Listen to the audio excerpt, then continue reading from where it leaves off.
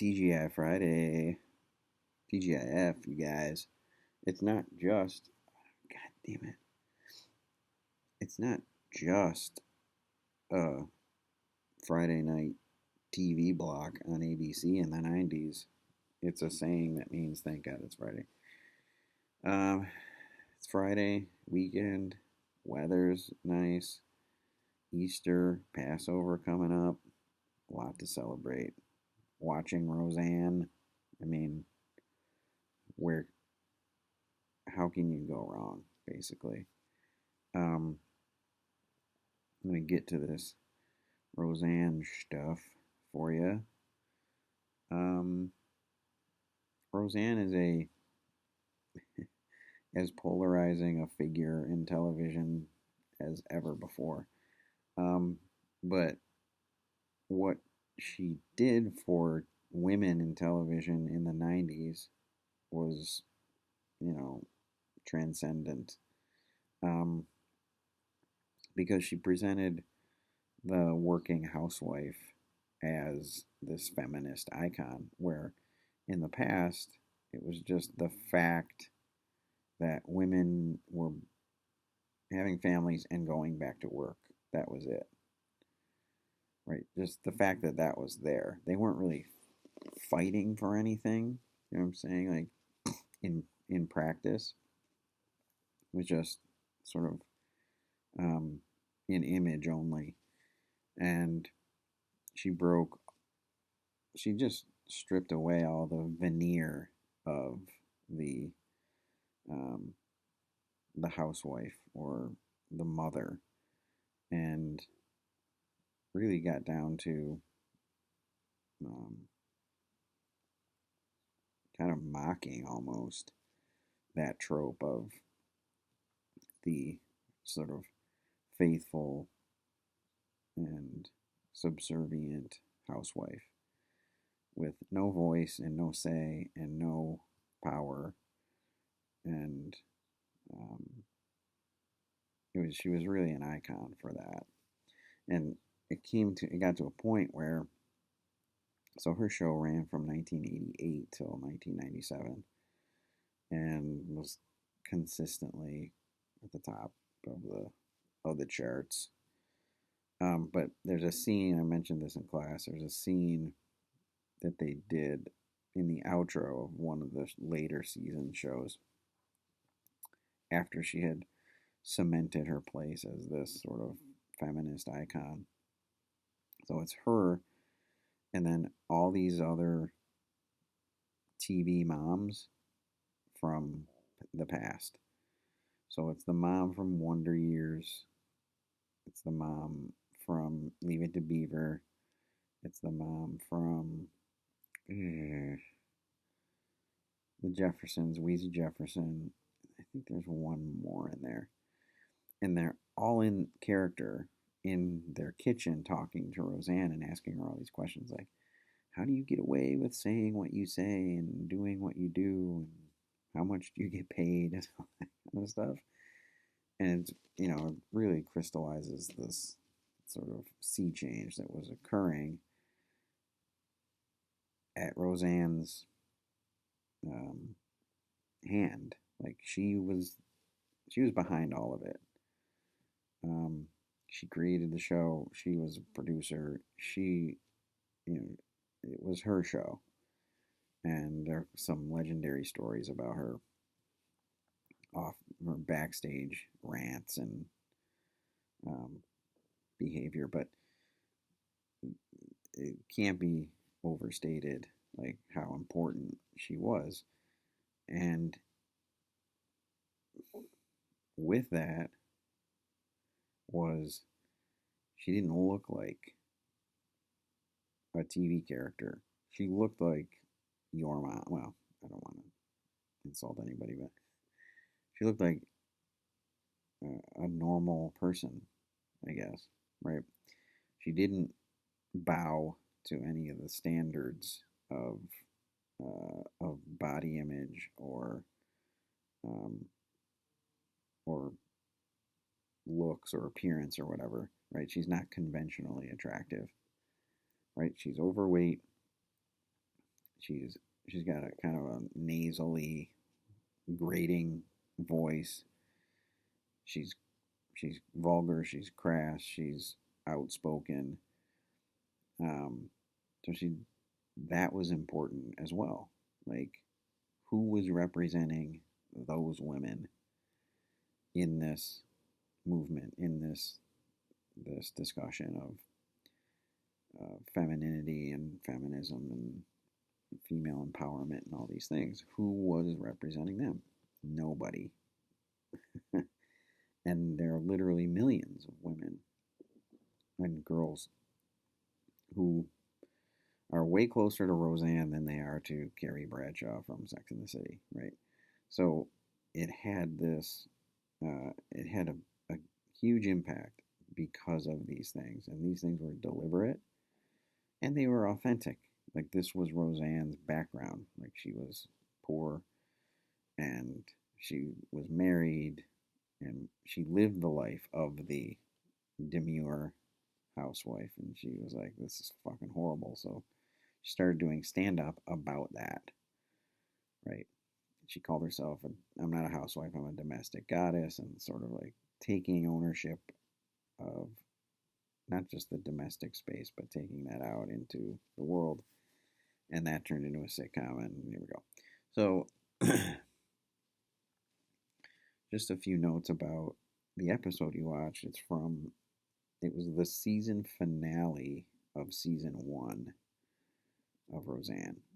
And I used the word authenticity or authentic just now. That is something that the show, I think, prides itself on. Because it doesn't sugarcoat anything. Like, these people weren't middle class. They were lower middle class. And you didn't see that much on TV. For the most part, people don't want to see that, right? They want to see glitz and glamour and wealth and opulence and excess. Like, that's what generally populates your television screens. So this was new, right? But the authenticity, I said in class, like, that couch in their living room is still at my parents' house. Like, that was our couch, and it's still there. I think it's nasty. So saying they're not even middle class, like, they are barely making ends meet, and that's with both parents working and losing jobs and looking for jobs. I mean, that's the series. That's not just this episode that I cherry picked for you guys. Um, the whole series deals with that in a way that shows like Friends or Sex and the City don't. They don't show anyone getting their hands dirty, right? They all just have this disposable income because they have jobs that they never go to, right? And here, it's showing the balance, the delicate balance between that and taking a job you don't want because you have to, and working because you have to keep your family afloat, and that theme rolls into the theme of feminism because it shows you the episode that you watched, especially shows like there's more to these decisions. Like, what women go through every day with their bosses and at work and whatever is like, okay, this is wrong, but there these things will happen if I make this choice, right? My family will suffer, my husband will suffer. I don't know if we can pay the bills. Like, those things contribute to this, just what it means to be a woman is like there's something at stake with these choices for these women. In Sex and the City, it's like, yeah, they can kind of do whatever they want without consequence. This shows the consequences of empowerment and the things you have to give up and the tough decisions that you have to make if you want to be you know, have a voice and be heard and seek equality.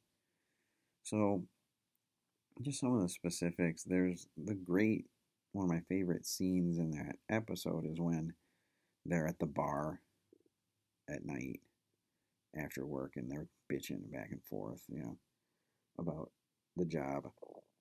And Jackie, who is Roseanne's sister, Laurie Metcalf, and the other her coworkers are like, somebody has to take a stand. Somebody has to go talk to the boss. Somebody has to fix this, right? Um, and that somebody, they're obviously alluding to Roseanne. You need to do this. And that's a metaphor for they're really talking to Roseanne through it. It's what it is. It's exactly like the scene in the Cosby Show where Cliff is talking to Theo about being regular people, right? If you didn't think this show was about something, here, this is what it's about. Um, where Bill Cosby is speaking directly to his critics and to his community. Like, this is, you know, through Theo. That's what they're doing there, right? It's the same idea. They're speaking to the community and the critics through Roseanne. Somebody needs to do this. Like, Roseanne, you the person and you the character need to do this both in real life and in the show. Take a stand and push for equality across the board. Um, so that's a that's an interesting scene to look at. Um, and it's not only that, there's more at stake here, because that whole somebody needs to take a stand is a metaphor for the forgotten women of feminism. And I've been talking about this a little bit here and there this semester, but like, I think it's the opinion of the culture, or the perception of the culture, that once you choose to be a wife and a mother, you sort of you hand in your woman card, right? You remove yourself from these feminist discussions about equality and empowerment and things like that. Why? Right? Because you don't look a certain way because you've given into the patriarchy. Well, not necessarily, right? And Roseanne proves that every episode. And some of you mentioned it in your comments, like, she and Dan, in the domestic sphere, in the home, they are equals. In fact, you could argue Roseanne has more power than Dan in the house. But I would she wears the pants for sure. And that that alone is a statement for all women, right? Like, just because you become a mother and you choose to, be a homemaker or whatever, stay at home mom, whatever you want to call it, doesn't mean that you don't want the same things that feminists want. Doesn't remove you from that. But our perception is that it does. Like the mom jeans commercial from the first week of class, the SNL commercial, mom jeans, right? Because you're not a woman anymore, you're a mom, right? That's the line in the song. And when you've given up, giving up, put on your mom jeans. Like, there is this perception that feminism is for these women, right? The Sex and the City women, right? Um, and Roseanne saying, no, fuck you. There's millions of us that could be helping further this movement and, you know, fighting for equality. But everyone has just sort of cast us off as irrelevant and unimportant. And she's taking a stand for those women. It's feminine. This is feminism for the forgotten women of feminism, if you if you will. And I think that's really important. Like I talked about the authenticity, but I think you can tell just from watching Sex in the City to Roseanne, like they're fighting on a different battleground too, right? Sex in the City's fighting on the sexual liberty battleground, which is it's fair enough. It's a fight that needs to be fought, but is it the fight, right? That we talked about that. Um, and RB Dubs had a good point in one of her comments about it's not so much that Sex in the City is about that, is fighting on that battleground. It's just that that's the only one that it seems to be representing. Only the only strain of feminism that it seems to be focusing on, which can really distort, you know, public perception of it. That's a good point. Um, but the battleground here in Roseanne is like for the real shit, right? Equality, just being respected in the workplace, um, wage equality, um, and you know all that, all those things. So I think it's easy to see that like this is Roseanne's fighting a, on a different battleground for sure. Um, equality, yeah, I got that. Let's see. Yeah, Roseanne is feminism for the forgotten women of feminism, and they are as integral to the progress as any other woman. Um, Everybody needs to be on board, kind of thing. Um, so I usually ask like, which is a more realistic depiction of women, right? The Sex and the City crew or Roseanne? And the women in Roseanne, it's not just Roseanne. Roseanne and for the most part, Jackie is her sister, and she lives she's single, but you know, she has, she probably has 20 different jobs over the course of the series, and they're just trying to, just every episode, they're just scraping to get by.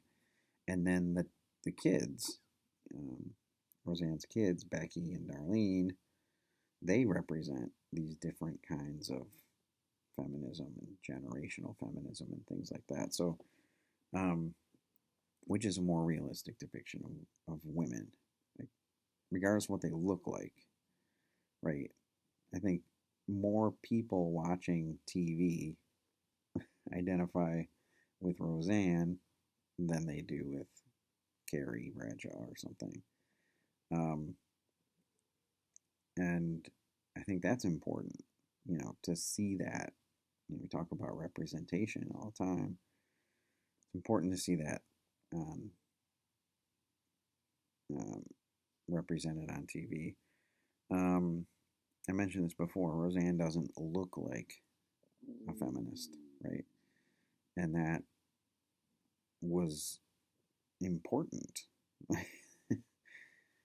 um, Not just hot women have a say or matter. I guess that's a better thing to better way to say that. Um, so she had, she's not conventionally attractive. She's overweight. She's poor. Like, well, the character, like the real Roseanne is pretty rich. Um, but from those things don't deprive you of having thought. Just because you're poor and overweight and not necessarily conventionally attractive doesn't mean you don't get a say. Like, but I think our culture trends that way, and we kind of dismiss that. is like, yeah, who cares about those people, whatever. So to see her every week for 10 years, to see that on TV, I think was important to advancing this movement. Um,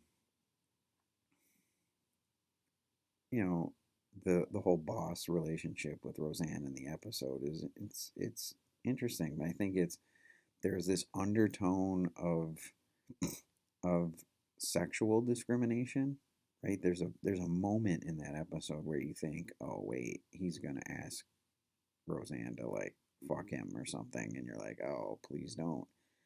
But I think that's a part of the show, like that. There's always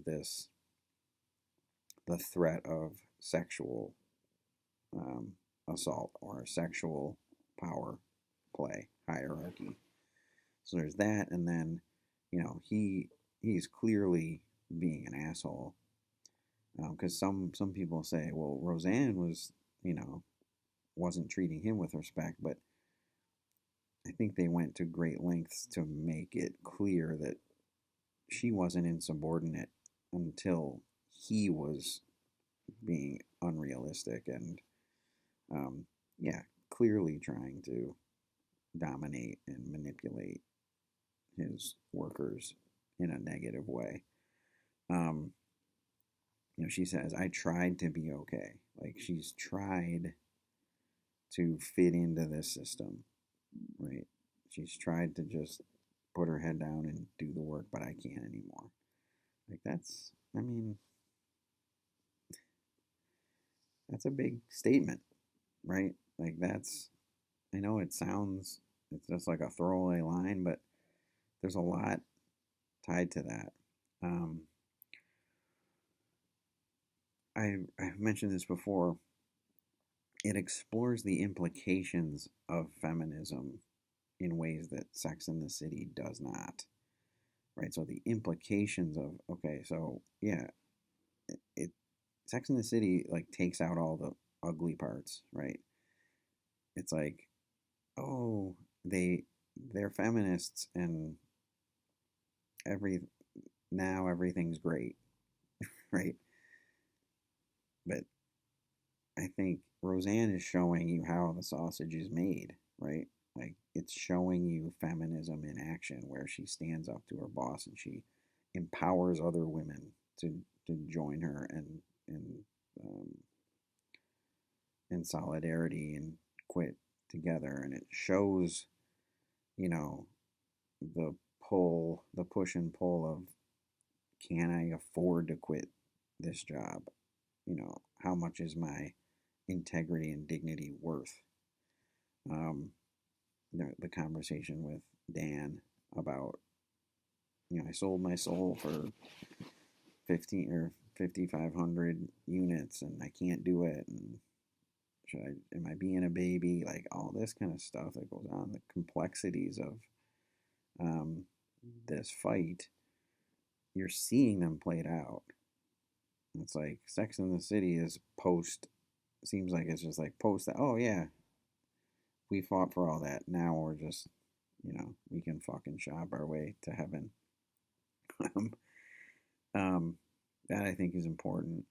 And then, I mentioned this before too.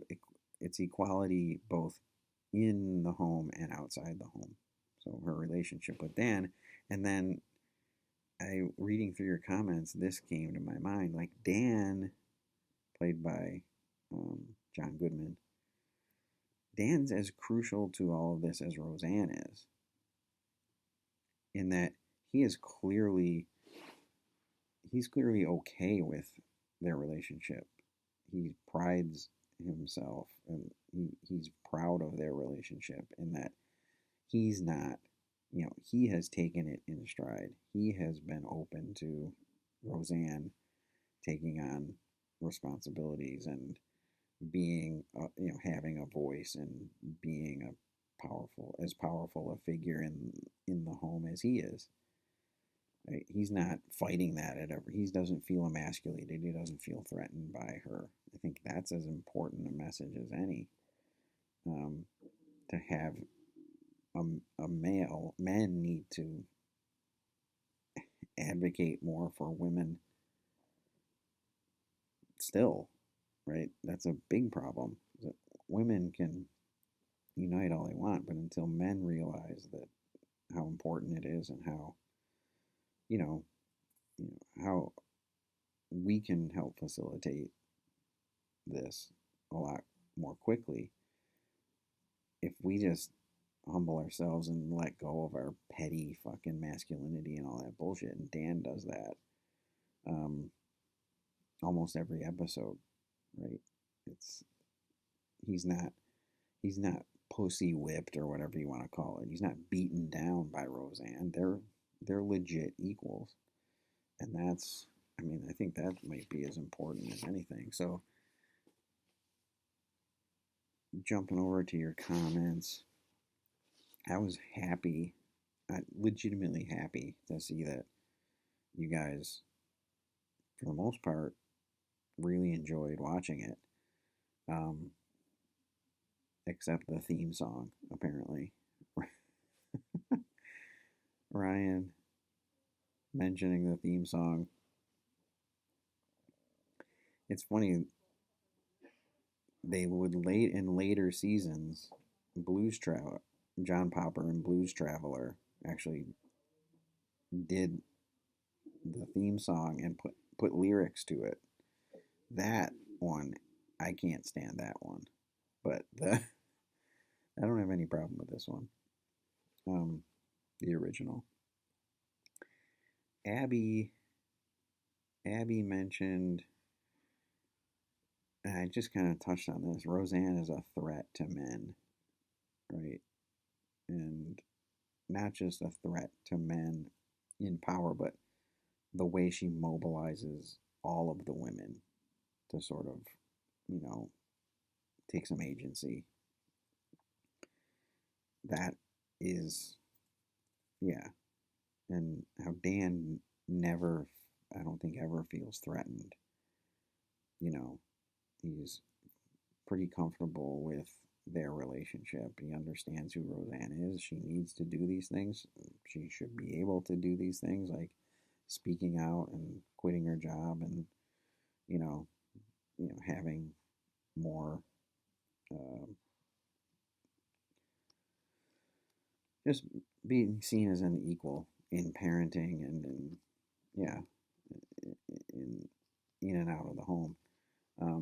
So I thought that was a good point. And then women are more than their looks, right? Like that's something that Roseanne reinforces every just by being on TV and looking the way she does, right? She's women are more than their looks, which is yeah, that's duh. That's like first grade stuff. You've been hearing that stuff since first grade, but somewhere along the line, people just revert back to caveman brain, I guess. Um, Peter Peter mentioned what I termed the two Roseannes, right? So, you know, Roseanne, they rebooted it during, not long ago, a couple years ago. They rebooted it. And I was like, I mean, people were legit excited. I was, I was too. I was like, oh shit, this will be good because Roseanne, she'll make, I, she'll make some, considering the changes in political climate and all this kind of stuff, and with the Me Too movement and Black Lives Matter, like, I was really interested to see what Roseanne had to say about those things and how she would work them into a show that for so long had been, you know, in a different era, had been this sort of progressive. They did a lot with the um, LGBTQ community and storylines and things like that, and all that. I'm like, oh yeah, this is gonna be great. And they did an episode, and then she lost her mind on Twitter, and they fucking canceled her. Now the Conners is still on without her. It's called the Conners. I haven't really checked that out. It just doesn't seem right. But yeah, so there were, Roseanne kind of lost her mind over the last few years. She blamed it on Ambien or something. So it's unfortunate that that went down because I think it could have been this really compelling voice in this new era of, you know, TV and politics and all this kind of stuff. Unfortunately, it tanked. Um, Tyler mentioned this idea that Roseanne empowers all women, not just hot women. And I kind of talked about that before. Like, Sex and the City seems to be for a very uh, specific demographic, right? Um, but this is empowering for all women, which would seem to be a fundamental thesis of feminism, right? Is all women, not just the hot ones or the wealthy ones or the educated ones or whatever. Just yeah, all women. So I thought that was a good point. Um, Ryan mentioned something about. I mean, I termed it this way, but occupying a male space.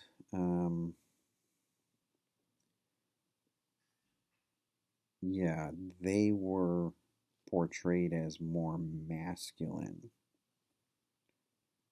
right? And that's just a stupid label that we give things that we need to let go that things are either masculine or feminine. But yeah, right. Locker room water cooler talk during their lunch break, standing up to their boss, going out for drinks after work, like those are to shoot the shit. That is typically male behavior. You don't usually think of women doing those things. And that was just an important little detail to pick up on. It's like they are occupying this male space as women, and nothing, the earth didn't explode. Like, yeah, like people probably thought in the 80s for sure. Um, and then finish up with Alex's point.